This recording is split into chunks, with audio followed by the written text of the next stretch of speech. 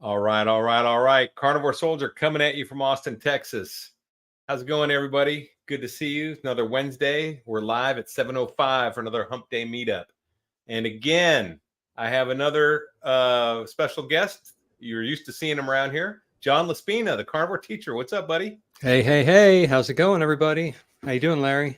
I'm doing great, man. I'm glad you made it. It's fantastic to have you again. Definitely becoming one of my favorite guests. I've had a lot of guests on here, and I tell you, John, I think we just click. I think if you had been in the Army or I've been a teacher, we would have been buddies for sure, right? Battle buddies. I think so, yeah. We're about the same age, too. About the same age, yeah. I'm a little younger. Maybe just like a few months younger than you. But yeah, we are definitely in the same life stage. You've retired, which is fantastic, and I retired from the Army, and I'm still working. But now I understand, John, you were talking about going on vacation. Why don't you give us a little, if you don't mind, tell us what your plans are. I'd like to know about it. All right. Well, going to fly to San Juan the end of the month and stay there for a few days. Been there before. Wonderful, amazing city. I don't know if you've been there, but walking the city, the streets, it's beautiful. It's just breathtaking. And the food, I know how to order. I was there before a couple of times. We're going to get order on for Carnivore. Yeah. Okay. Yeah. Because it's America. They speak English as well as Spanish. San Juan is one of our territories. So then get on a Virgin Voyages cruise. It's an 8-day cruise in the Caribbean. Trying to remember the ports we're going to stop at, but I was telling Larry, everybody, before we started, on that particular ship, the very first time you order food, they put your name in their system, and you tell them all the things, so your food allergies. So I tell them I'm allergic to seed oil, and I have to define what that is.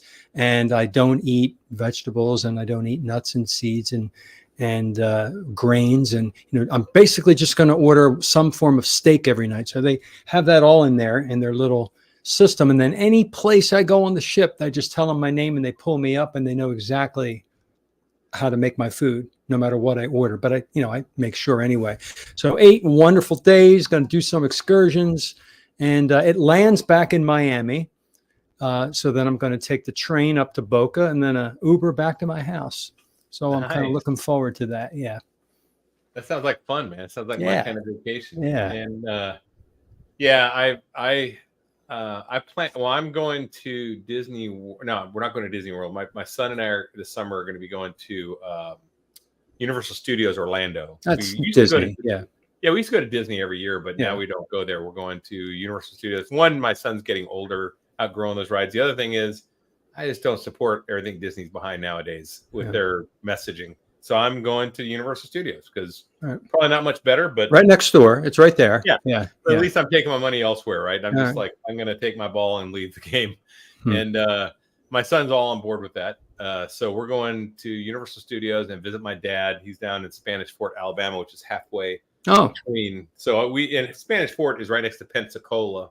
So we typically will hit the Naval Air Museum, Pensacola, which if you have not been, if any of you have not been, no. Now you need a sponsor to get on base now. It used to be that civilians could just go on and check themselves in, but now you do need a military sponsor, but it is so worth it. It is a full day excursion. It is the best aviation museum I've ever been in. I've been to the Air Force Museum. I've been in a lot of great museums. It is the best by bar none aviation museum I've ever been in. So we'll probably end up going there.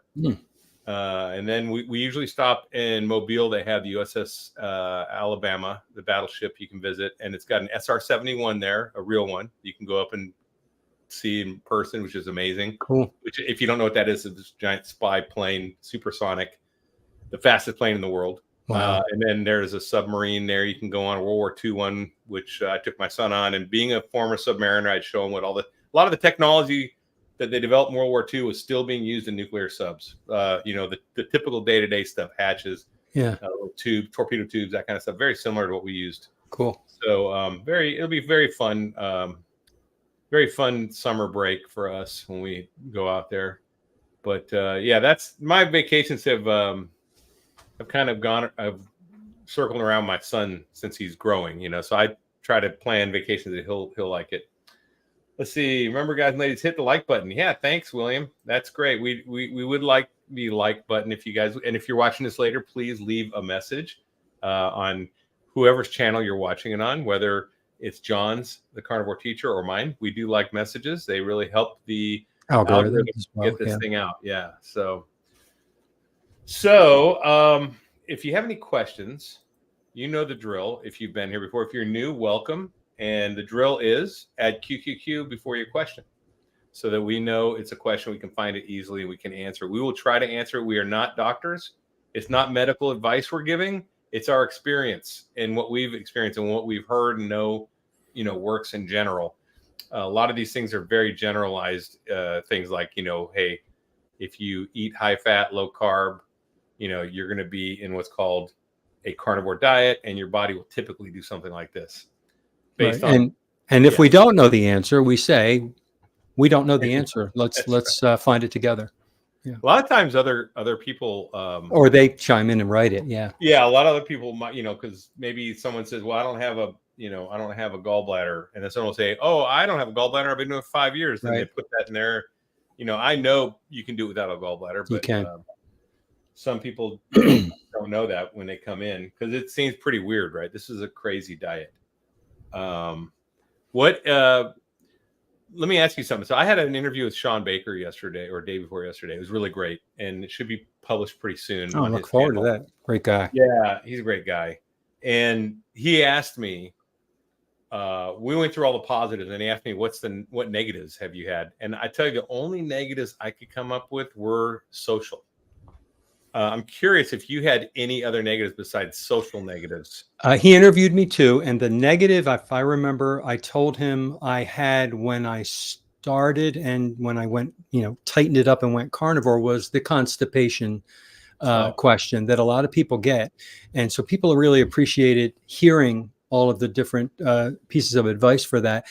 That was my only negative. And then a lot of people will joke, you have to spend a lot of money for another wardrobe because, oh yeah, my waist size went from almost a 38 to a 33. You need to buy new clothes. There's a lot of money there.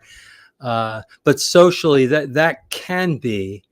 I think it's the way you perceive it. It used to be annoying. Now I like it. I look forward. I bring my food, and people want to eat my food. And then, if they ever ask, then you get to talk about it. So I think it used to be a negative for me, and it's not really anymore. I don't know if it changed for you. Yeah, well, the reason mine's a negative more than yours, I think, is because I'm single. So it makes an additional thing. Oh, if you're seeing somebody new, you're meeting somebody on a date. Okay. Yeah, I'm not dating anyone. I wasn't thinking that way. So when and that's what I brought up. I was like, listen, I'm a single guy. So I told him the 3 hills that people will defend to the death, right? You told me, yeah. Politics and the diet. And it's true when you do meet someone, there are a lot of times like that. So that was what I told him. Yeah. That was the only negative, really, though, because and still, even with that, I would not change a thing. I'm sure, and he's like, well, I'm sure there's a carnivore girl out there you're going to meet someday. I'm like, yeah, probably. I'm sure there probably will be. And I'm not looking to convert someone to be a carnivore or anything. Go on a date and try to talk them into eating my way. That's not my thing at all. Or become a Christian or vote the way I vote or whatever it is. That's not my thing. I'd rather just meet someone. These are just foundational things, I think, and belief systems. And I think if you just find someone to kind of share those with, that's great. And share them with it would be great. But if somebody is different in one of those 3 things, and you can listen to each other respectfully and tolerate each other, but you're really attracted to each other, and you have all these other attractions and things going on, it could still work. Yeah. There are couples that are of both political persuasions and they're married, and they're still getting along. They don't talk about it, I think. Well, if they can respect each other and respect each other, respectfully disagree is fine. Right. But far too many times I've talked to people that have dated other people that were not eating the way they were. Well, and the other people would try to force them to eat that way and get angry when they didn't. And it's like, man, I would not want to be in a relationship like that. Nor would I want to do that to someone. So how would you be if you went to a restaurant and they got what they wanted, which was standard American diet, and you got your carnivore, and everywhere you went, that's what it was, but nobody tried to make the other person eat the other way or said anything? Yeah. I mean, but you're really attracted to the person. I mean, Yeah, that's that can fine. work. As long as they Right? don't think it's weird, but whatever. Yeah. So, and he asked me like, what percentage of dates did I think were turned off by the carnivore thing? And I told him I was using my YouTube channel as a filter. Before we go on a date, I just said, "Hey, I got a podcast. Why don't you check it out, and then you can hear my voice, or something, right? Because we meet on an app or something, and just get them in that way, and then they would, and then I never hear from them. I knew that was that. Save right? time, save you time there at least, right? Yeah. Yeah. So Dave Saunier says, Larry, warm weather here. Tried on my shorts from last season. They literally fall to the floor without a belt. I know. So my workout shorts, someone said they thought I was wearing a kilt. Because they're so tight. I tied them up. I didn't want to get rid of my shorts. But they're so small in the waist now that they hang and they're baggy down at the legs. And I'm like, well, kilt's not a terrible look, but no, it's not a kilt. It's shorts. So yeah, I got to get new shorts. It's just something that has to happen. We got a question in, and I don't know the answer to it. Any recommendations on places to eat carnivore in Kuta, Bali? As in Bali? I guess Bali? Bali. I guess Kuta it's must be Bali. a city. I have no idea. I would say the places to eat there would be places where you can get beef or ruminant animals cooked and served up. I don't know, but I don't know like a specific place, but you can use the same techniques that you do anywhere where you tell them, hey, I have an allergy to vegetable oil and I'd like this cooked in butter or animal fat and on a clean grill, and just order meat. Just tell them, hey, you're just allergic. Most places, and you are. And here's the thing: I've had people. I did that. I brought that up as a point in a conversation on Facebook. Someone said, "Oh, I don't know how to order it." I'm like, just tell me you're allergic.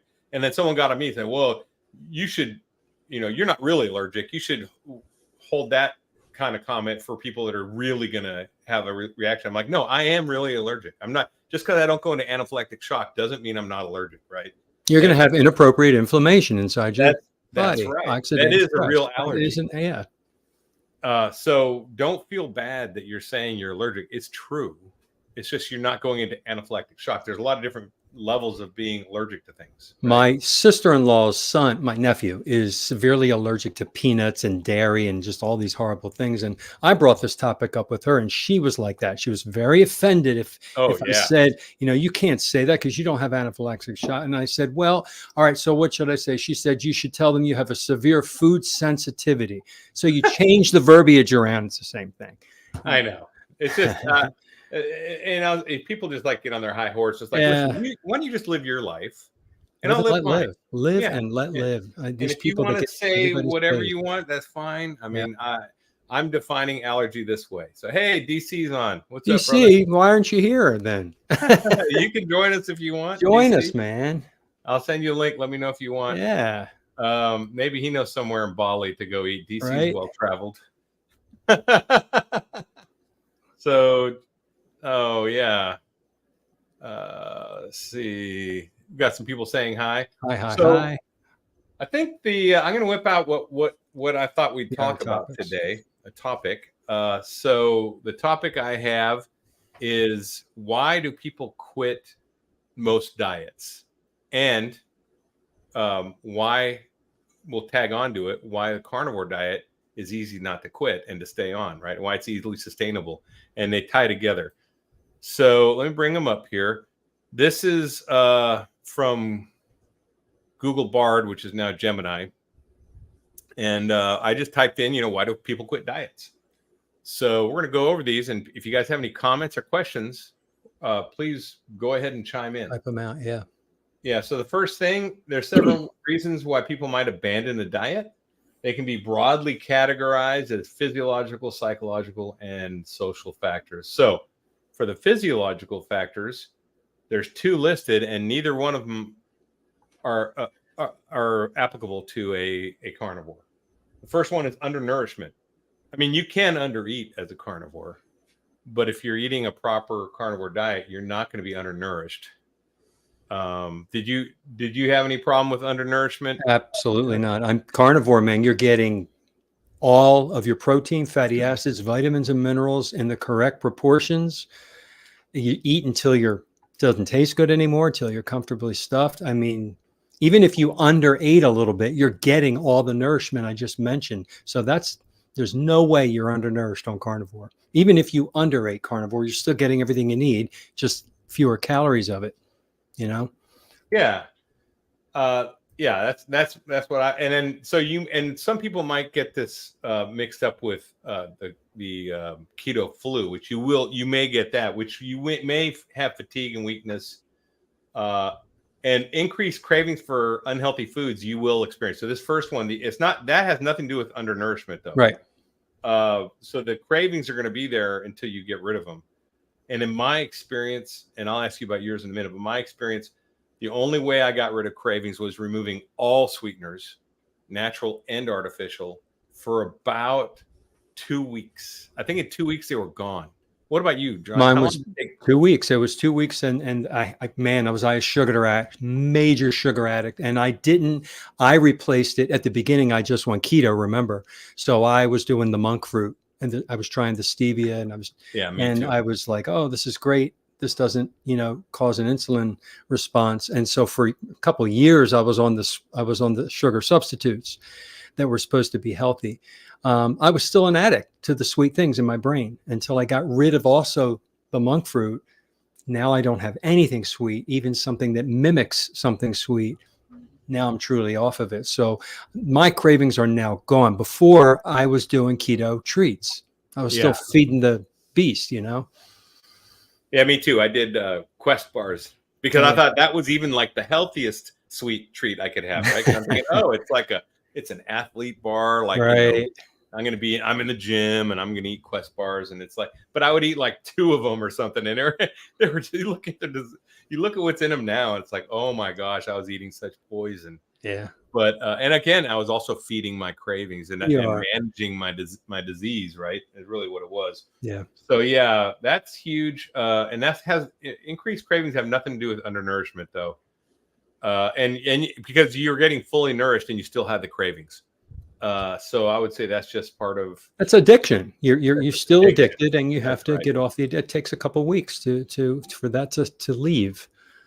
Right. And it's a brain thing. Oh, so Patty says, good evening from Northern Pennsylvania at Carnivore Soldier. Thanks for the great podcast. They kept me company on many a long ride. I appreciate that, Patty. Yeah, and that's great that you're listening to a podcast. A lot of people, one of the guys I interviewed on Mission Carnivore, the pastor, he's a chaplain in the Navy. He found me through the podcast, didn't even know I had a YouTube channel, and then contacted me an email through my podcast channel. And he's the first person I ever met who found me that way, and then found out then started watching my videos, right? So that was kind of cool. That was unique. Yeah. Nancy, hi all. This is a perfect topic for me. I was on carnivore and was under eating last year. Fell off the wagon at Thanksgiving and finally hopped back on carnivore this week. So far, so good. Welcome back. That's great. And this is one of the things. Okay, so let's get into that a little bit. Falling off the wagon and the danger of introducing cheat foods and cheat days and cheat whatever. There's a danger there because if you're like me and John, we're addicts.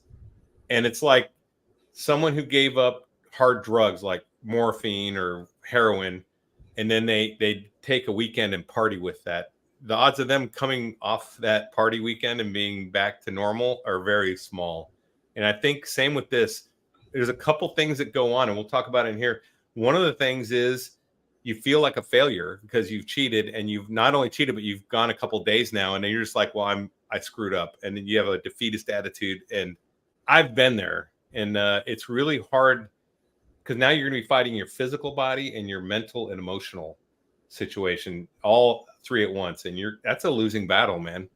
John, have you ever fallen off the wagon, or when you were carnivore or keto or anything, and had? When I was keto carnivore, believe it or not, I never did.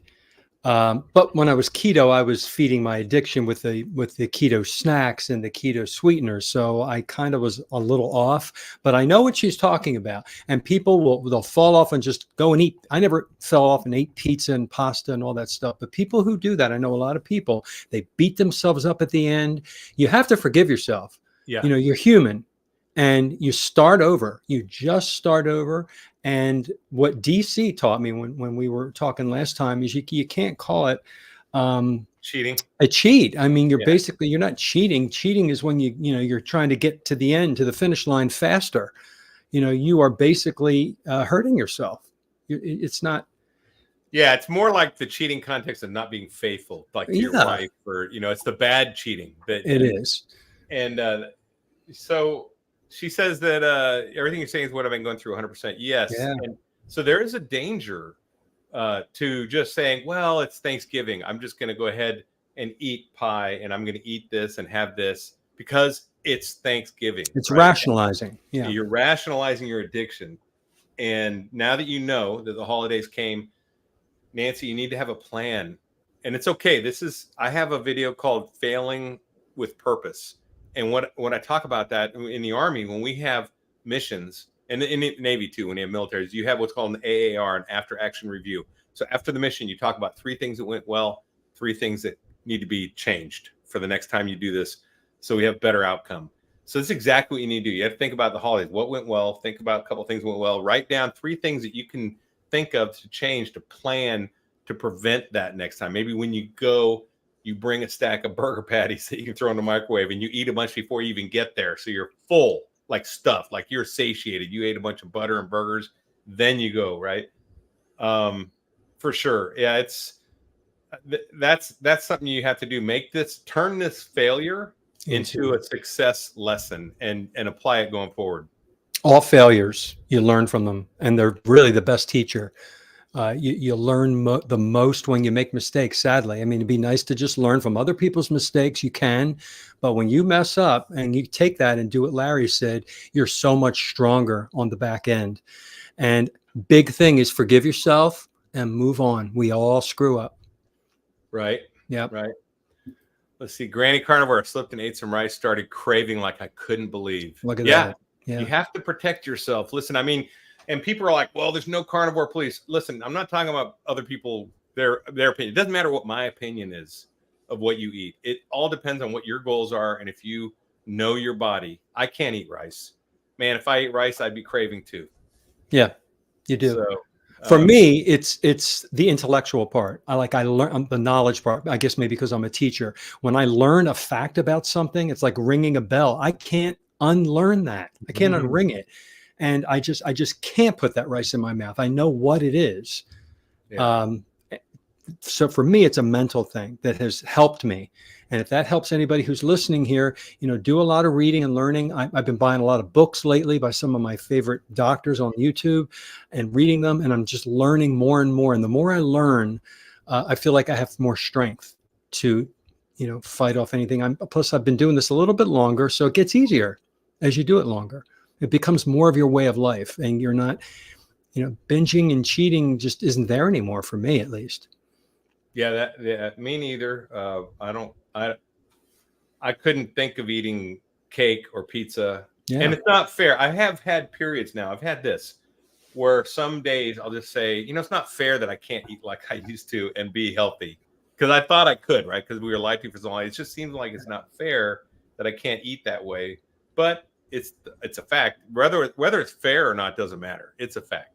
It just, you have to respect the science, and the science is biochemically this is the way we're supposed to eat. Exactly. So hormonal changes. Our bodies naturally fight against weight loss by releasing hunger hormones, making it harder to stick to restrictive diet. And this is right.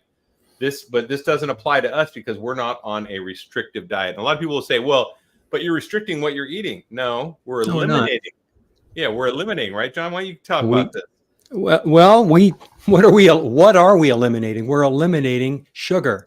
We're eliminating starch, which turns into sugar. We're eliminating carbohydrates, which is starch, which turns into sugar. We're eliminating seed oils, which is poison, which is oxidative stress in the body.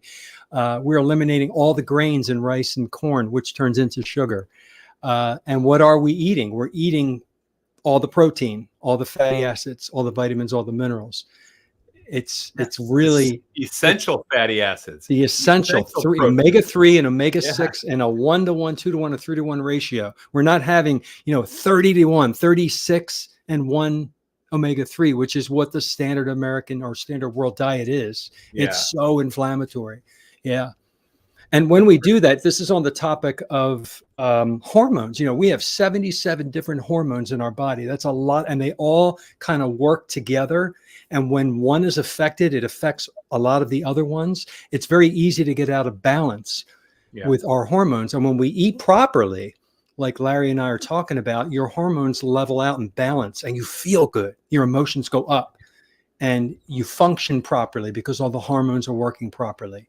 Well, and by eating the proper diet, you actually experience satiation for the first time. Exactly. Not being full, satiation is different, right? You're not like this. I was talking to Sean Baker about, I got interviewed by Sean Baker, like I said, last week. And I told him, I said, listen, I hosted Thanksgiving. It's the first Thanksgiving that was pleasant for me all the way through. I did not ever feel so stuffed I had to lay on the couch like a beached whale and unbutton my button and have terrible gas like I normally did, right? That was normal Thanksgiving. And now I just ate till I was satiated, and I ate till I was satiated several times during the day. I just, you know, had some deviled eggs, had some steak, had some smoked turkey. I did not want for food, I can tell you that, or delicious stuff. There was tons of stuff, but I did not ever get uncomfortable. It was the most pleasant feeling Thanksgiving I've ever had. Isn't that great? Yeah. That and you're gonna be on a cruise. Yeah. When I was on cruises, I went on cruises on the standard American diet, and it was always bad. That's all you did was eat. Oh my gosh, I used to and you eat, feel terrible. Yeah. You're laying on the deck and getting this tan because you don't want to get up off your back. Right. Yeah, it's terrible. So it says our bodies naturally fight against weight loss, releasing hunger hormones. Well, you're gonna be satiated once you're now on the standard American diet. There's something in the combination of carbohydrates and seed oils that makes you always hungry. Same thing you experience when you go to a Chinese restaurant. You'll eat and be not satiated. And you'll be hungry again 20, 30 minutes, hour later. And then that's why you snack all day. That's why. Yeah, the hormone leptin is not sent to the brain. Right. Because you're not eating enough fat with protein. You're eating a lot of carbs and sugar and seed oil. And even though the seed oil is a fat, it's not with the proper protein. So you can eat bowls of ice cream. I used to eat tons of ice cream and tons of sugar and cake, and I never got full. You can eat a bag of Doritos, right? You never get that satiety feeling that you get with meat. Oh, I have something I want to share. One of the buffet restaurants they have around here in Boca is just, we'll go like maybe once every 2 months. And I don't touch any of the stuff in the buffet, but I will just pile my plate full of mussels, clams, oysters, peel and eat shrimp. And I go to sashimi, no seed oils in that. It's just good stuff. But you know what it is? There's no fat. It's all lean protein. So I eat all this stuff, plates of it. I walk out to the car and I'm like, I don't feel satiated. Yeah. I stuffed my body and I didn't eat any junk either. So it was an interesting observation this time being on carnivore. I didn't get enough fat. I needed to bring butter or something. Right. That's funny. Yeah. Yeah. Bring some butter for sure. Failure is part of success. Thanks, guys. I appreciate you. Yeah, Nancy, there is a video I have. It's called Failing with a Purpose, I think. So look that one up, where I do go into depth for 20, 30 minutes on that. On techniques you can do to make sure that you capitalize on that failure and put it to good use. So it's not just failing, it's actually making your plan going forward. Okay, so that's hormonal change. So physiologically, there's no reason we should quit based on these two items, I think. Do you agree? I agree.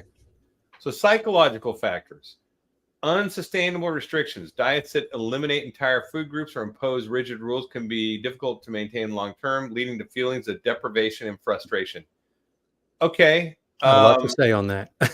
Yeah, there's feelings of that, but actually there is something. I don't know if you've seen Dr. Wiedemann's video where she talks about the buffet effect. And I've been looking for the research on this. She quoted some research. I didn't find it yet. But the buffet effect is that if you go into a Chinese restaurant with a huge buffet, because there's so many options, people always overeat. Like they did the subjects and they saw that they overate by like 25% of what they normally would because there's all these options. And that same buffet effect can carry over when you have a large variety of food on a weekly diet too. So let's say you have pizza on Monday, you have spaghetti on Tuesday, you got burgers on Wednesday, Thursday you're having soup, Friday you're having steak, whatever. You have all this, everything's different every day. And because of that, you tend to overeat because you're always eating more of the, to experience the different food. It's the experience thing, right? And when you reduce your dietary options down to a half a dozen, or a dozen even, then you don't suffer from the buffet effect and you eat less food, which is interesting. I thought it was very interesting. So I don't know if you saw that, but what do you have to say about it, John? Me? Yeah. I can see that. I just explained my buffet effect, but mine wasn't with the bad food. I was only eating the good food, but it didn't have fat. So I wasn't satiated. What was I going to say about the restrictions? They talked about removing a food group. And somebody said that to me once, and it bothered me. I was telling them, people I hadn't met in a long time. I'm going to tell them about my YouTube channel and everything. And they stopped me and said, I don't believe in removing a food group. And then they changed the subject. I felt like they slapped me in the face and they didn't want to talk about it. So I thought, dang. And they are in the belief that here are the food groups, the 4 food groups that we were taught, either the food pyramid or the My Plate, which is wrong. The body is looking for protein, fatty acids, vitamins, and minerals, everything I just keep mentioning over and over again, no matter what the food is. I mean, and it happens to be animal products, and if you take out cake is bread, they consider bread and pasta a food group. Grains, yeah. And we're taking that out because there's nothing in that we need. There's no essential nutrient in starch, in sugar. But that kind of, that there's no, the way that's written, the food group part bothers me. I don't like that. Well, so here's the deal. It's because there's the definitions and the words we use to label things as foods, which is things that won't kill us immediately if we eat them. That's what it is. Yeah. Because obviously, our body has its own definition of what food is. And like you said, it knows what food is because it gives you the satiation signals when it detects real food in your system. And when you're not eating the real food, you're missing those satiation signals. So if you eat something, I don't care XYZ what it is, and you're hungry 30 minutes later, you didn't eat food. Right. You ate a substance that you can digest and not die from immediately. It may have deleterious effects going forward. You don't know, but it didn't kill you right away. So it's not poison, because poison would have put you down right away, right? Right. It's a slow poison, though. It may be a slow poison, but it's not a toxin. We'll say that it's not going to kill you right away. So, but it's not real food, and it's not a food group. So these groups that we put together, these are definitely constructs, and your body knows what real food is. It's not a group. It's what it is the proper balance of proteins, essential amino acids, essential fatty acids. These are things that your body needs to live off of, and none of those are in bread. None. None of them are in lettuce, right? None of that. I mean, fiber is not pasta or rice or potatoes. None. Zero. So you can say, I don't believe in removing food groups, and I'd say, fine. If you're defining food as stuff that your body actually needs, I agree with you, because we're not eliminating any food groups. We are eliminating things that should not be considered food by the human body. That's all we're doing. So I think that one, we can just check that one off, and that's, I agree with that. But there's no feelings of deprivation and frustration. I tell you that. Some people say they get bored, but that's because they haven't changed their relationship with food yet. And your relationship with food will change. Your relationship of eating will become more of like going to a pit stop, like getting gas in your car. That's how it should be. Fuel. So that you can go on and do something. When I get gas, it's interrupting what I'm doing. I'm out to go shopping. I'm out to go to a track meet for my son. I'm out to go to a museum. If I have to stop to get gas, that is stopping me from what I'm doing, right? And that's the same thing food does. Food should be stopping you. It shouldn't be the activity. I don't go, hey, let's go to the gas station, guys. Come on, pile in. We're just going to drive down to the gas station, put gas in. Culturally, we have have watch me pump gas, right? We have birthday parties, we have holidays, we have in culture, people use food as part of a cultural celebration and things, and so you have to deal with that. And that's not a pit stop there. That's part of the camaraderie of a group of people in a room, and that's where you have to meander through the maze of foods and get through it. Like you and I were talking about earlier, the hardest part, right? Yeah. So that's, Social. Yeah. pit stop, yes, but then there's other ways that food is used in cultures all around the world that we have to consider as well. Yeah, and the other thing is that whole food as an entertainment thing has been sold to us, and it's It continuing has. to be sold to us Yeah. by corporations who have an interest. And there's a lot of them. There's the cruise line corporation. There's the food supply corporation. There's the medicine corporation that takes care of the people that get sick from eating the food on the cruise, right? So there's all these companies that benefit from this current I was just say social aspect of food. They definitely benefit from it. When people talk about going downtown to Austin, it's always about like going to get food and stuff. Right. Like every time you see any of these videos, it's like the great food, the great meals, and it's not even food really. It's most of it's not. And I tell you, I was in where was I? I was in a medical waiting office, and they had diners, drive-ins, and dives. Yeah, I know who that. Yeah, Yeah. Guy Fieri. Great show. I used to love it, and I Yeah. watched it. And everything they made was like, "That's not Yeah. food. That's not food. That's not food." They got some food in there, but they put all the stuff in there that's not food. And look at Guy. Look at the guy who's doing it. His name's Yeah. Guy. He's not very good look. He's very he's not healthy. He doesn't look. He's inflamed. He is definitely inflamed. Inflamed, big time. Every one of them. The inflammation is real. It's a metabolic, and he's not terrible, but you can tell his body is consistently fighting that off. It is. And I used to think like he did. I used to think, man, it's all about the experience, all about finding the next thing. But you can still do those experiences with your own way of eating. You have to meander through it all. Yeah. Like I had a friend who came, they were at this Miami festival last weekend, and he posted on Facebook all these pictures, all the food, you buy a ticket and it's all you can eat and all you can drink. And every picture was all the different foods they ate, right? Because they centered around the food. Right. And I thought, all right, if I went to that, I would be meandering through all of that. I wouldn't be getting all that food. I would see out of it, what can I get, Yeah. And then I'd look at all the other things and still go to it. You have to think differently. I mean, look at all the people now that on social media take pictures of their meals. Oh, yeah. I mean, it drives me crazy. It's like, and it's like, this is the highlight of my day. I went and paid someone for this plate, right? And I'm eating, and I paid, probably 4 times what I would pay at home to make something like that. And it's just, it's crazy. All right. Well, Nancy says it's interesting to watch how you guys are calm and thinking clearly. Love how Carnivore does that to us. 100%. My mental clarity is amazing, and I know yours is too, John. Mine and emotions, your level. Yeah. You're not riding off of emotions, fight or flight, whatever. You're rational. Yeah, I think I like to say that I would be able to go in the Army right now and be a better soldier than I was my last 5 years. Interesting. What about you as a teacher? Do you think you could be a better teacher? Oh, I started keto 5 years ago. Over 5 years ago, and I just retired about a year and a half ago. So I was ketovore, and I just started turning carnivore when I retired. So I was a better teacher. I brought my lunches in. I was prepping it the night before, and it was always leftover meat or whatever. And I was calmer. I took things less seriously when the kids went crazy or had an issue. That comes with age too. Been there, but I done think that. that's great. I think I'm a better dad. I can tell you that I am a better dad, 100%. Not that I was bad, but I'm better. You can see the contrast from how you were. You can feel it. I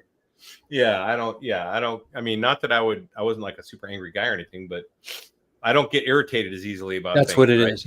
Yeah. And I'm probably the same way in the classroom, right? You can just let water roll off the duck's back kind of thing, right? A lot of times when you see this, it's not that, you see them. Yeah. Your perspective changes. You're like, well, this is, I always used to go in and say the phrase, I can only control how I react to the kids around me, the people and events around me. And that mantra was in my head as a ketovore, is before I became carnivore. And it's just, you don't react impulsively when your body hormones are all balanced. I think that's what it is. I think that's what it is. You're in balance when you eat properly.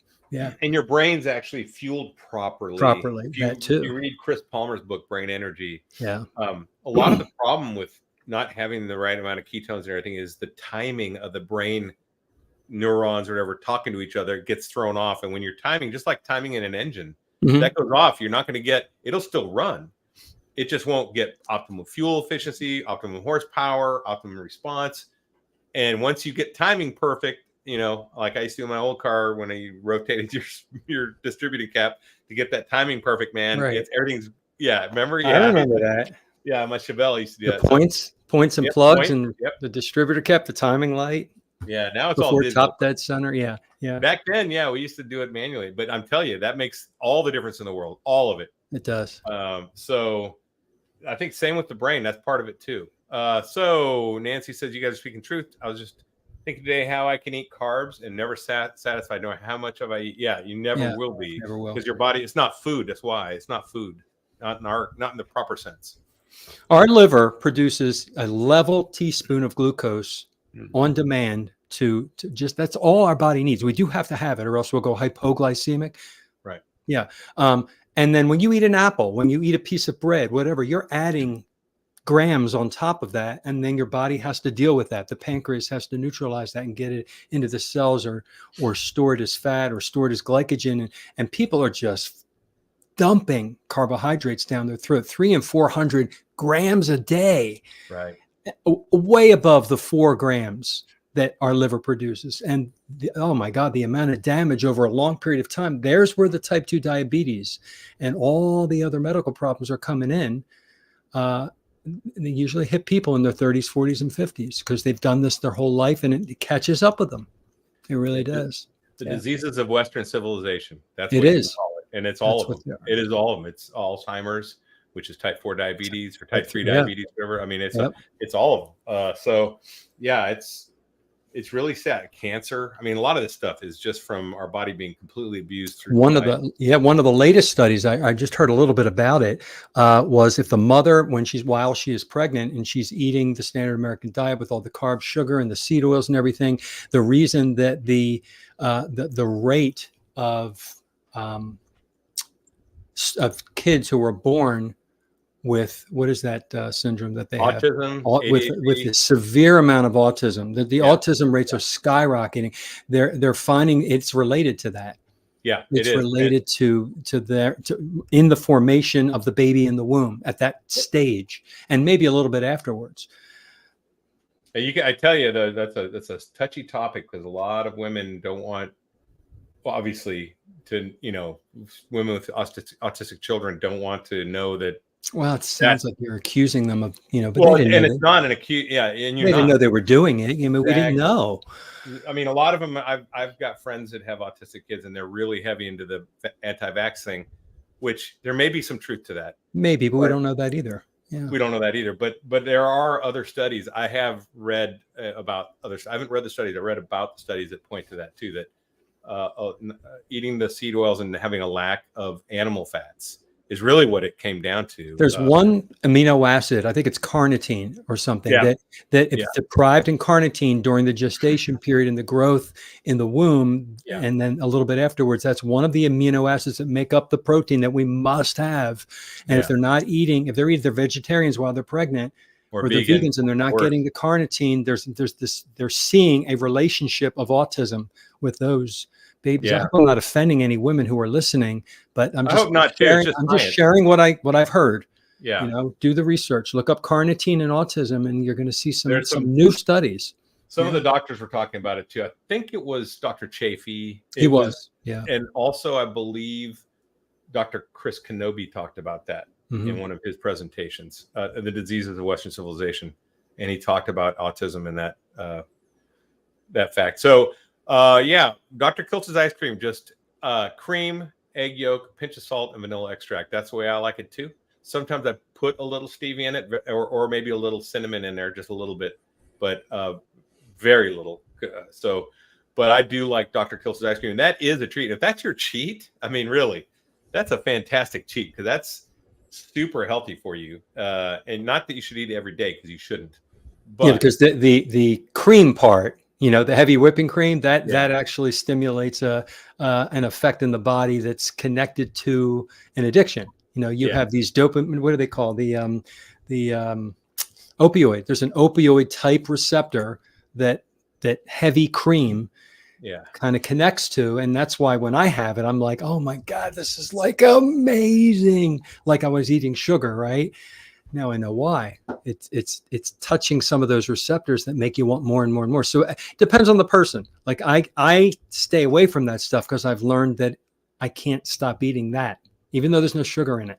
So that's the thing. Me too. But I only when I make it, and then the last time I made it was probably 3 months ago. But I will eat. Yeah, you have. It's not there. You got to spend the time. Like I said, don't eat it all the time. Yeah. But if you want to have a special occasion, when I have friends over and I'm going to make steaks, I'll make ice cream, and we'll have steaks with ice cream for dessert. And that's it's Dr. Kiltz's ice cream, and we'll eat it all out, and that'll be it. It's done. Boom, gone. Yeah. And it's always actually because I'm an ice cream maker. It's better when it's soft serve anyway.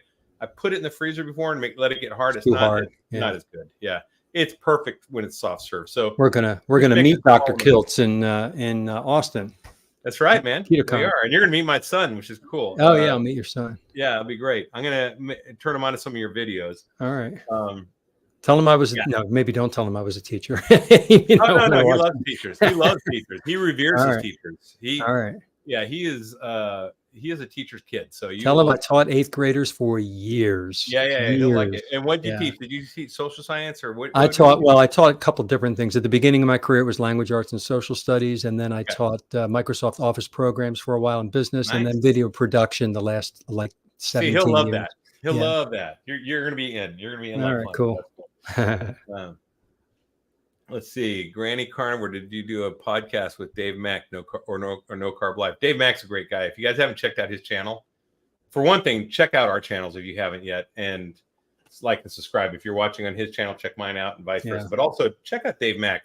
The guy's an Australian. I think he's living in Japan, teaching English as a second language, I believe. Brilliant guy. Great carnivore story.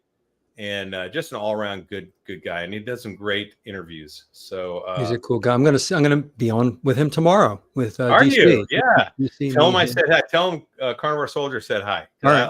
I love both those guys, DC and Dave. Yeah. They had me on for a live stream once. It was fun. We had a good time. Cool. I'm looking forward to it. Let's see. She only has it once in a while. It doesn't trigger me. I wouldn't eat it every day. Yes, do not eat it every day. This this whole idea of dessert daily is just a bad idea. And man. I mean, there's nothing, when you look at the way our bodies evolved or were designed, if you're a Christian, you don't have to believe in evolution. You can say, we were designed or evolved to eat a certain way. And it's really just to eat what we just talked about were foods. And in the proper thing, like what foods could mankind source? Just even ancestral man. You don't have to go back to evolution. You say, even today, ancestral men in the American plains or the Arctic Circle, they would eat meat with lots of fat and very few carbohydrates, if any. And usually that would be survival food. They prefer the meat because the meat's it's more satiating. It's actually it's got way more nutrient density, and that's what you're looking for if you're in survival mode. You're not looking for experience, right? They're not looking at that elk over there looks pretty good, but I'm not hungry right now. I'm gonna have ice cream instead. We're so spoiled. We're soft, gushy Americans. Every food is within minutes on the phone in a drive-through. There's all this, and it's all the fast food, all the bad food. It's just everywhere, and it's too easy to get at. And it's the opposite of what you just explained, Larry. With you had to hunt, you had to work for it, you had to sustain your family, you had to feed. You kill the buffalo, the deer, the bison. That's what you ate.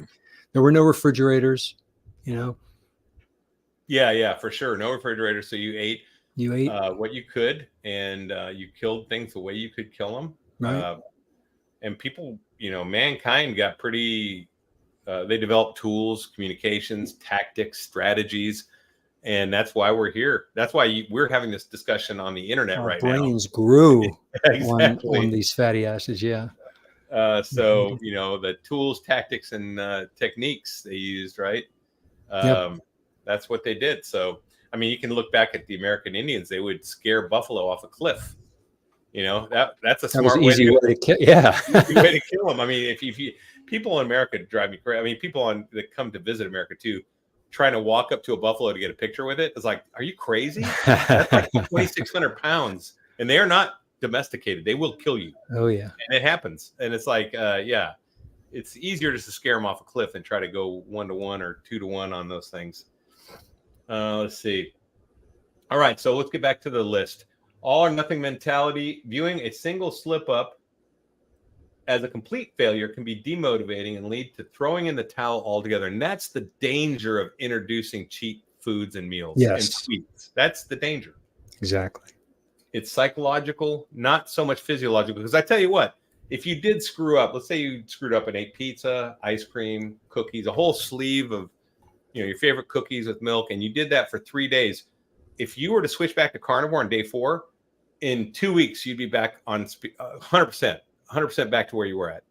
But the odds of you doing that, because you've got the mental thing going on, it's really hard. It's not easy. Physiologically, it would be pretty easy to do, to switch back, I think. Yeah, but I can't do that.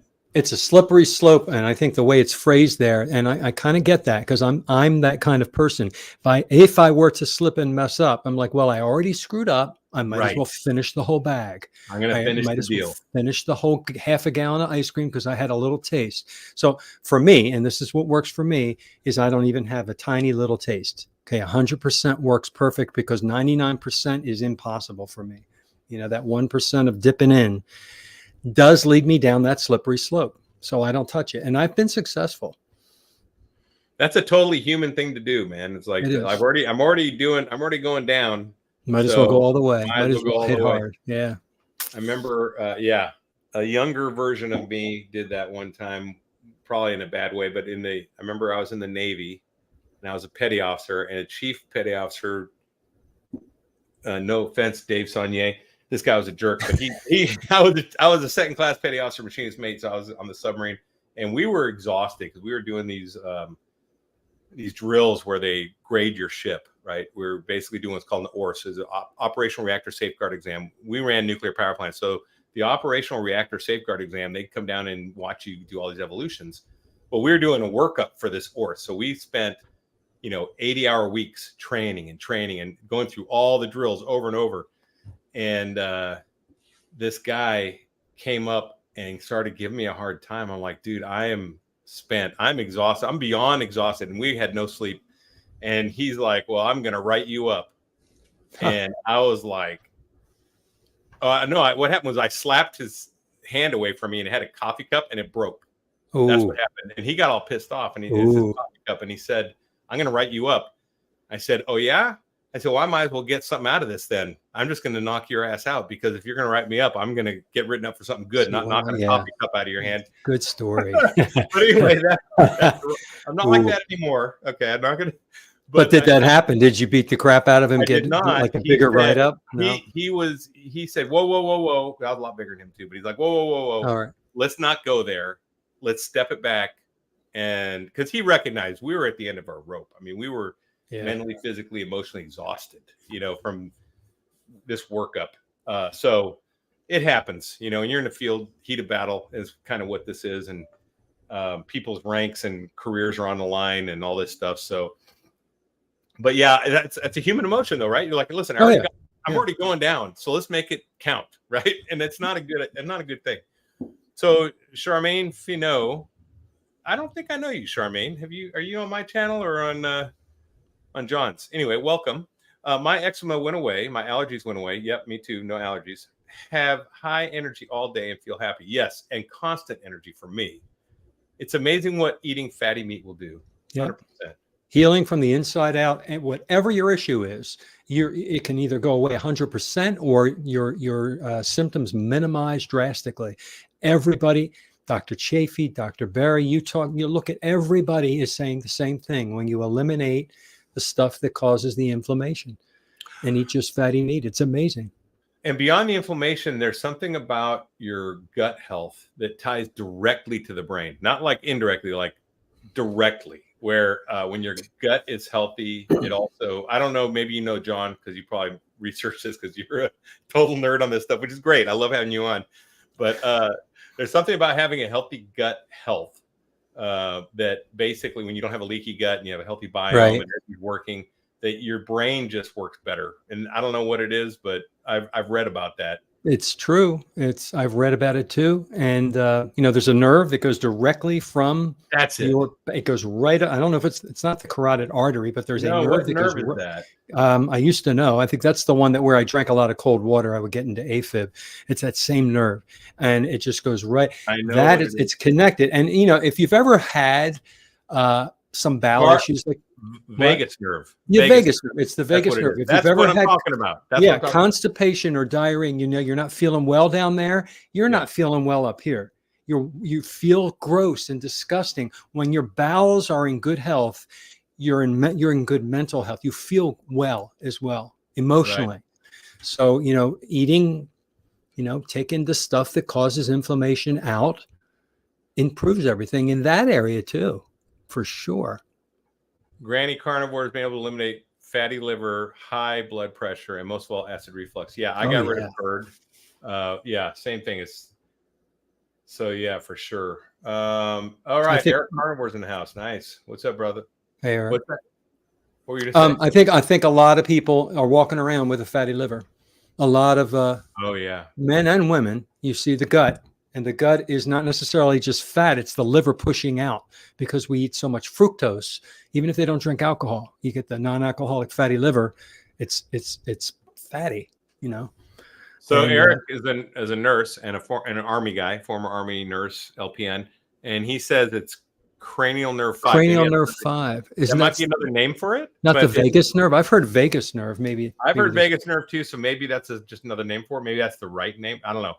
Tell me, Eric, if I'm getting that right. But I'm pretty sure it's vagus nerve. I looked it up and it showed that. But we got to have him on as a guest so he can be the our specialist with the terms. Yeah, I've interviewed him before. The guy's great. He's on Mission Carnivore. He reversed all kinds of problems. I cut off all his meds, depression, everything. That's amazing. Huge amount of weight. Great. He is fit now and just living a new life. He's just started a new life, and he's a great guy.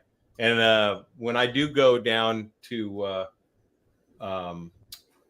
Universal Studios to Florida, I'm going to be driving through. I'll be stopping by and seeing a couple of veterans that I interviewed, like Dave Saunier and Eric, on the way, because he's actually in Pensacola, Florida, where we're going to go to the Air Museum. So we'll definitely stop by and say hi. That'll be great. Let's see. So we're on the all or nothing mentality. Okay, negative self-talk. Here we go. Harsh self-criticism and negativity towards yourself for not losing weight quickly enough can sabotage your efforts. Well, you're gonna lose. Yeah, that can still happen. And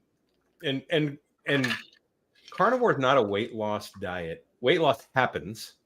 It's a healing diet. It's a proper human diet, and you will get weight loss, but your body will lose weight as it prioritizes.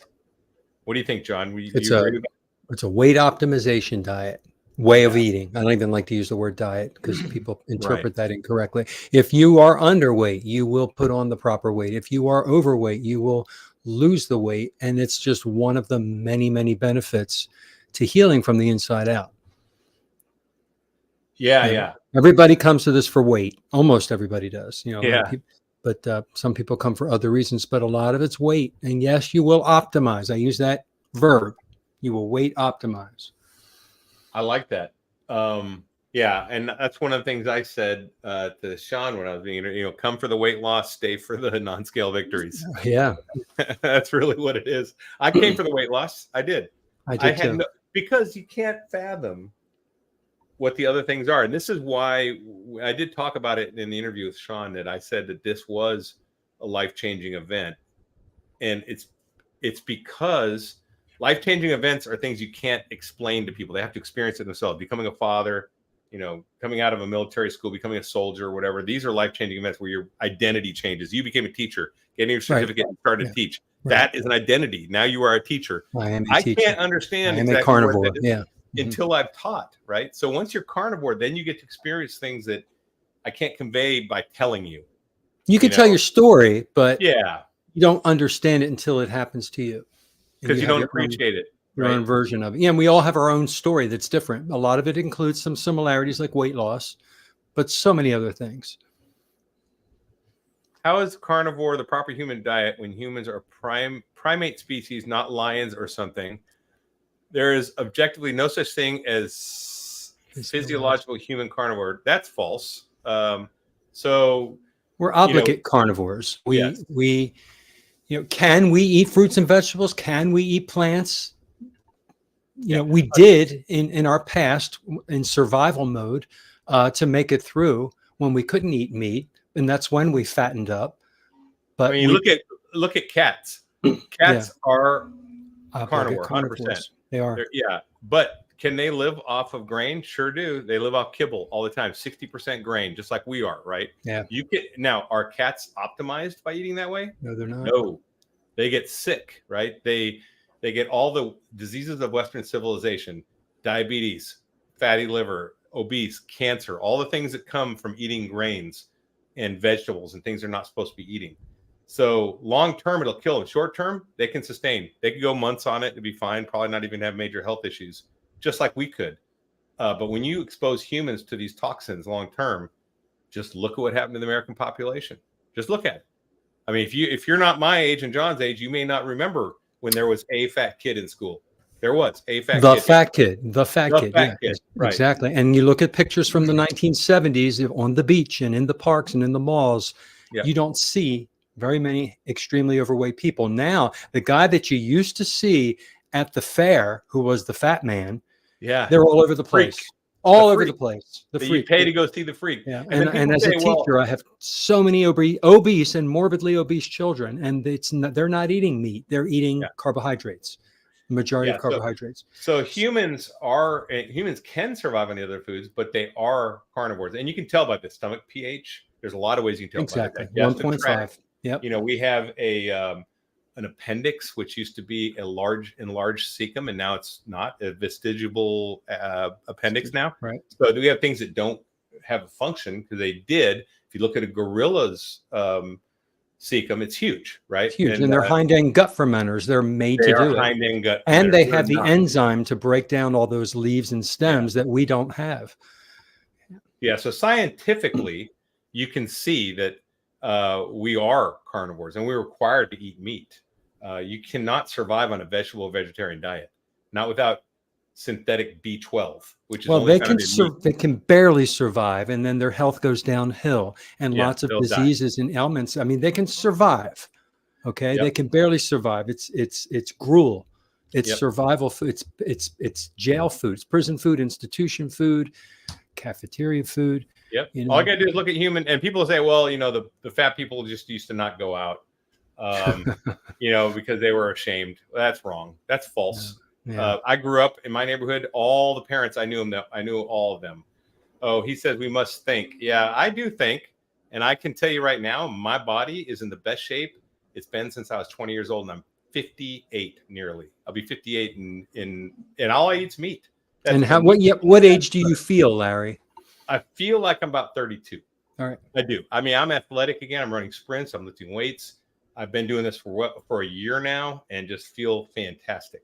So I can think, but I can also balance thinking with my experience and experience of John and experience of these MDs that we're, talking to, and also anthropologists. Anthropologists look at the different tribes.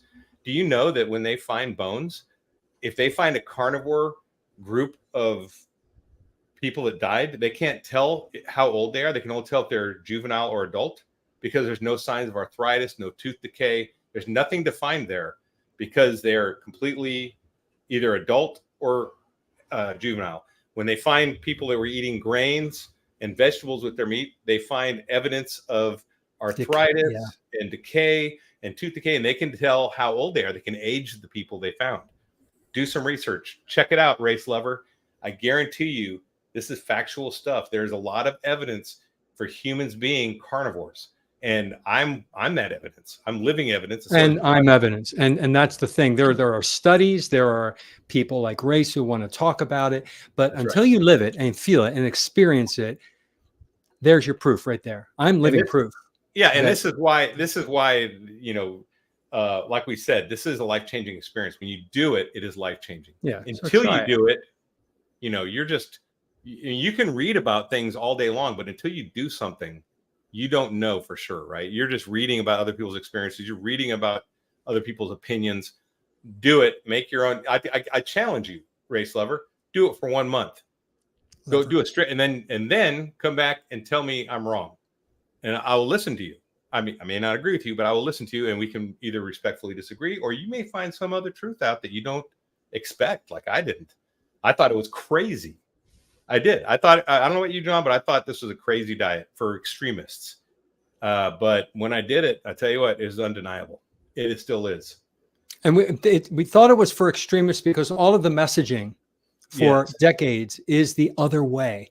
It's that you have to have this supposed balanced diet of grains and bread and pasta and everything. And the message and take a statin and high cholesterol is bad. I mean, those are all myths. You eat margarine's better than butter. Don't eat eggs. Eggs have too many. All these messages were wrong. They're all wrong. And they're all wrong. Yeah. And they came out and admitted a lot of it's wrong. Right. And unless you fat and heart disease and exactly. There's and here's the other thing, race. Every addiction known to man is plant-based. Yeah. Prove me wrong. Prove me wrong. Every addiction known to man is plant-based. No meat-based addictions exist. All the opiates, the nicotine, the alcohol, caffeine, tobacco, it's all plants. All plant-based. Yeah. All plant-based. So, I don't want to expose myself to that stuff. So yeah, Bruce thought it was a hoax. Yep. V-Dog, that's right. Race, go do it. Go do it, man. Go do it, and then come back and show us your results and tell us how we're wrong. I'd love to hear that. Invite him on as a guest. Yeah. Yep. So, okay, talk about it. I'm living proof that your we are obligate carnivore theory is false. You must be talking to a ghost or something. I mean, look at me. So I'm an obligate carnivore. And it's true, basically. And so is John here. We're carnivores. I don't understand the sentence. I don't either. I think his we are obligate carnivore theory is what he's talking about. He should put that. Well, but anyway. When people argue with me like this, and they do this with me on Twitter, X, and Facebook, and I start to go back, I try not to argue with people because you never win an argument. People stick to their side. It's like you're arguing with Dr. Anthony Chafee, Dr. Ken Berry, Dr. Ben Bickman. You're arguing with all these amazing people that I learned, that I have books on, that I study. You're arguing with them. You're not arguing with me because I got my information from them. So they can I always refer to them, to these other people in studies when it comes down to an argument. You argue with me all you want. Yeah. And race, if you want to stay on your diet, fantastic. Go for it, man. I'm not trying to talk any people into go on my diet. If you want to go on your way of eating, hey, vaya con Dios, brother. Right. Do your thing. We're going to do our thing. But he's on here watching us, right? Start up a YouTube channel and share your stuff. Yeah. Start up a Facebook group, share your stuff. And people that are interested in your ideas and your values will go do it. So there you go. You're not on a diet, so you don't eat anything. Okay, cool. I'm not on a diet either. I'm on a way of eating. So a way of eating, yeah. All right. Lack of support. Dieting can be isolating, especially if your social circle isn't supportive of new lifestyle changes. That's true. As a single guy, I can tell you that's absolutely true. Eating a certain way that a lot of people don't see as normal can definitely be restrictive. And that is actually, especially in your family, I think. I don't know if John, you're married. Is your wife eating this way or no? Keto. Okay. And I'm carnivore. Good deal. So, but she's supportive of you, correct? Yes. Yeah. So that's a difference. I imagine if you were married before you found this, and then all of a sudden you turn your life around and ate this way, and things were just taking off, and then your spouse was not supporting you. I know when I was married, my spouse didn't support me when I did keto. She thought it was unhealthy and just would not even cook that for me. So I had to cook my own stuff. So that was not very good. And that could be definitely a real issue, a lack of support in the family, I think. It can be. And then it can also be where two people respect each other's differences and the marriage goes on and two people eat different ways. And actually the person who's not eating carnivore, who knows how long it will take, but eventually sometimes they see the changes in you and they come along, they start. I mean, the greatest way to share this is to just be yourself and let people watch you and watch your transformation. And then it may take time. You don't have to do it in words. People will come and say, you know, I see what you're eating and look how healthy you've lost weight. You look great. You feel great. They see it. They see it. And I've never known anyone to switch from eating. Oh, now here he goes. Why harm animals when I'm doing wonderful? Oh, okay, boy, we've got a vegan on. We got a vegan. Hey, listen, Grace, let me tell you what. I know you don't want to do the research. Let's not waste a lot of time on the how vegan. How many animals get killed per acre of your industrial raised crops, and figure that out. Multiply by how many acres, and you can look at wheat because wheat's not fed in mass to animals like for feed. Wheat is something you probably eat a lot of. And you can figure out that between 17 and 71 animals per acre are killed every year when industrial monocrops are raised and harvested. So you're killing way more animals than we are with a cow. That's all I got to say. But anyway. All right, next question. Last one, navigating social situations like parties and holidays can be challenging when you're on a strict diet, leading to feelings of exclusion and temptation. True, that can be true. But it can be. You can plan for that, and by finding community to stick with and getting battle buddies where you can, set up, talk about these things in groups. That's really good. That'll help you get through this stuff. What do you got on that social events? I evolved. I used to have a problem with it, and now I look forward to any gathering I'm invited to, and I make flank steak on the grill. It cools down. I cut it up. I add cheese. I bring a plate of all this amazing meat strips and cheese, and I'm eating that. And if I can find any other meat there, I'm eating that. Yeah, all the other stuff is there, and I see it, and I see it for what it is. I see it the way I look at the tobacco on the shelves. That's what it is to me. I look at it and it's in a category of I don't partake in that stuff, and everybody can eat all they want of it. And I don't have a problem with it anymore like I used to. I actually enjoy going to parties. And your trick, go full, eat before you go. Yep. And then the temptation isn't even there. Yeah. Yeah. Not just a little full. I'm talking about like eat a lot of food before you go. Yeah. Eat a lot of butter and beef. Like you're totally full.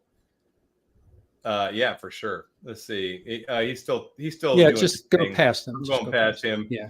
He's definitely on a religious kick because if you don't know, if those of you don't know, veganism and the vegetarian movement started with Kellogg. Yep. Yeah, with Kellogg and the Seventh-day Adventists. Yep. And prove me wrong. Go look it up.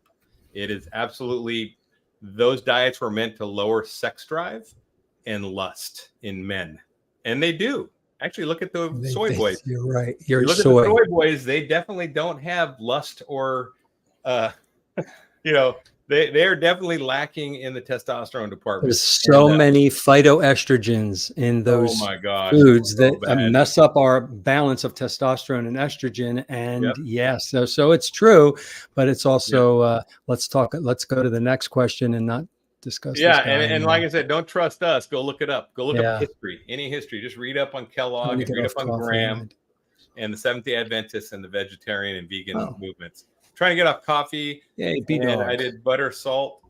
Yeah, go for it. Good stuff, man. That was one of my transitions when I weaned off of coffee. I have my coffee video if you want to check out mine, how I stopped, and I avoided the headache, and it worked. Right. Yep. Okay, let's see. I'm kicking that user. He's just becoming a belligerent. Yeah, you have to do that. So I kicked him out. Good. All right. Did you investigate the harm of vaping any further? A little this person. Yeah. Well, I can tell you right now, the metal that is not in the oil, it's in the heating element. The heavy metals are in the heating element, and that's the issue. And then there's nicotine. There's nicotine. Yeah, there you go. Nicotine. That's an addictive substance. So Nicotine's addictive, and it does the same harm in our endothelial cells as sugar. Nicotine does. It damages the endothelial cells in our arteries. Nicotine is absolutely horrible. If you're just chewing nicotine gum, if you're vaping, if you're smoking, if you're chewing, if you're dipping, however you're getting your nicotine, even if it's cigar smoking, you're swirling it around in your mouth and you smoke a lot of cigars, you're getting nicotine. So vape, your argument against the vaping, whether we had it correct or not with the oils and the metals, nicotine, you can't argue with. Nicotine's plant-based. It is. Yeah. It is. So Yeah. it's one of the addictive chemicals that is in plants. And we have nicotinamide. We have nicotinamide receptors that absorb that. Yeah, absolutely.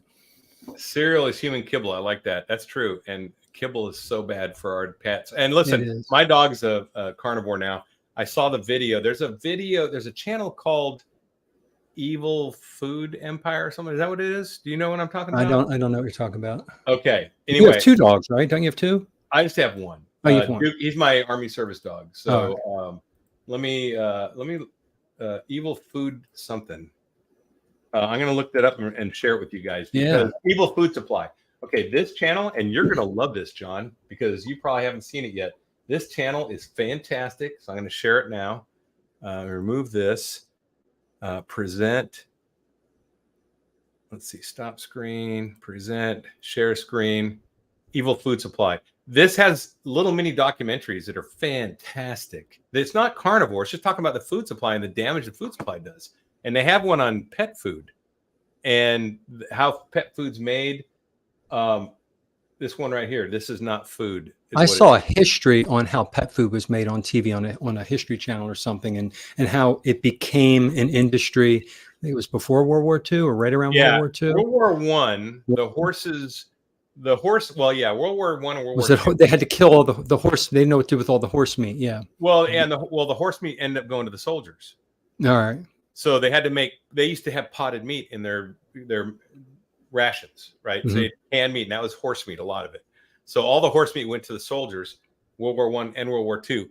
And so just like, the Mongols, they ate all horse meat, and so did Napoleon and all his people. Meat, yeah. Yeah, it's meat is meat. Probably not tender, but yeah. But it was cooked down and put into potted meat, so it was fine. Right. But yeah, so when there's a lack of meat that was affordable and good for pets, they started making kibble out of whatever was left, which is grains and seed oils and all these things. They had to put fat in there. So anyway, this is a great documentary. This Is Not Food is called, on Evil Food Supply. Definitely check it out. It is disgusting, and it'll make you not want to feed your dog any of that stuff. Let's see. The Cat Daddy talks about horrible kibble for cats. Yeah, it is really bad. We need to set the example for our family and friends. They can decide what they want to eat. That's true. And you're not going to argue someone into just like you're not going to argue someone into your political ideas. You're not going to argue someone logically into your religious ideas. Just like this guy, we weren't going to argue him into our ideas. You can't. You would never. It never doesn't go anywhere. And he's not going to argue us in becoming vegan. It's just wasting our airtime here and everybody else's questions. So that is. I just wanted to answer a couple of those things just so you guys knew we did have answers, though. Yeah, we do. Because you're going to get vegans come after you with those questions and just to say, well, we do have some answers. That's the only reason I even entertained it, because there's no way I'm going to change his. There's no way he's going to try it. There's no way I'm going to try his, because I already know the difference. So this is an impasse, and it's a waste of time, like John just said. It is. Now, there are vegans that are people who are carnivores now who were vegan. Yes. Hopefully he'll do that. Who knows? If he hears the message. That's his decision. That's fine. Anyway, there's some great documentaries here, John. I recommend you check them out. Cool. I'm going to check those out. They're your style. They're a little longer, more in depth, but yeah. And then there's Pottinger's Cats. Do you know about that? No. Okay, this is a really interesting study. Cats. Or Pettinger's. I think it's Pottinger's Cats. Let me see. There was a study the guy did. Yeah, Pottinger's Cats condensed. This is it. Look up Pottinger's Cat. This is a study they did like back in the 1920s, I think, where they had all these different cats. They fed them different things. Some got, and this is what's interesting. Some got whole milk, raw milk. Some got pasteurized milk. Some got condensed milk. And they show the difference that happened generationally. They did 3 or 4 generations. Oh, how the health of the cats were with the different milk. Wow. And it was drastic. And then at the end of the Pottinger's Cats, they showed what happened to the pens they were in with the wild weed growth. And the wild weeds, where they were eating raw milk and eating more, fatty foods, was like the weeds were super healthy.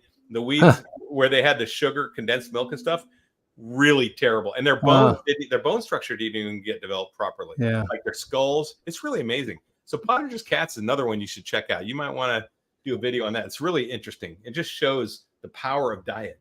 That when a carnivore eats wrong, what can go wrong, right? well, with their species, that cat has a species specific diet. Dogs have everybody has their. I just wrote an article on Health U. I kind of did a little book on tape with this microphone audio on it, and the title is, the carnivore way of eating is the proper human diet. And I go into different species of animals and what their proper diet is for their species, and it's based on the way their stomach acid is, and their intestine length and colon is. And we are carnivores. That's the way our body is. The cats are as well. And we function and are healthiest when we eat the proper food for our species, just like cats, for sure. Yeah. So anyway, we've been at it for like an hour and 15 minutes. Yeah, it flew by. Jeez. Yeah, it did. I think we probably need to wrap this up.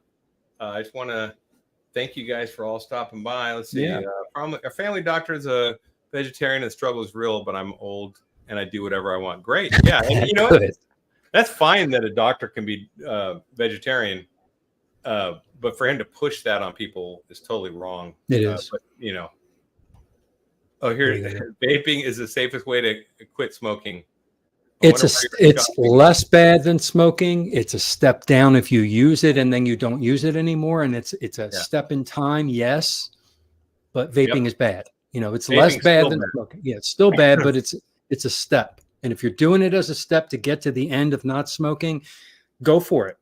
Yeah. And I could tell you what, as someone who quit smoking and who smoked 1 to 2 packs a day and did you at the same time when I was in the 80s, and I quit in 92.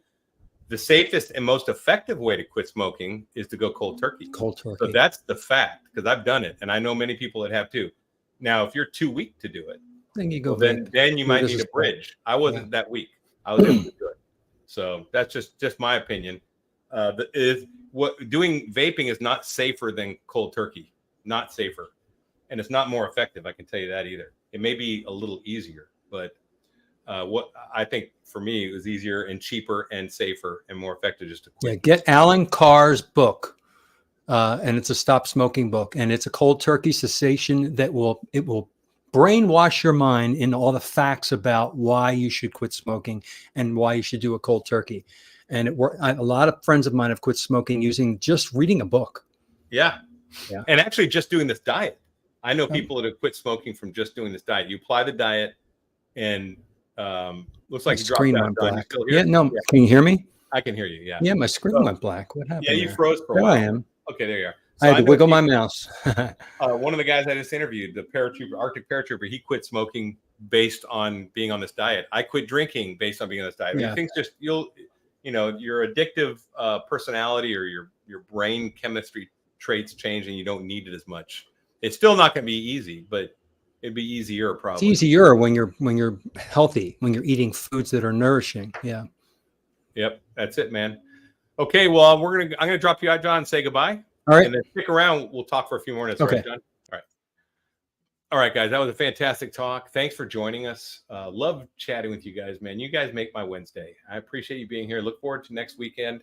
And hey, the clock is ticking. It's the 28th. So if you want to get tickets to KetoCon, get them before the 1st because they stay $50 cheaper. And use Carnivore Soldier, all caps, for a $50 discount, or use HYH, which stands for Hack Your Health. HYH 50 and you check out and you'll be able to save an extra $50. And if you are going, hit me up at carnivoresoldier@gmail.com so we can make sure we meet when we're there. All right. Well, that's all I got to say, guys. So stay strong and overcome. Carnivore Soldier out.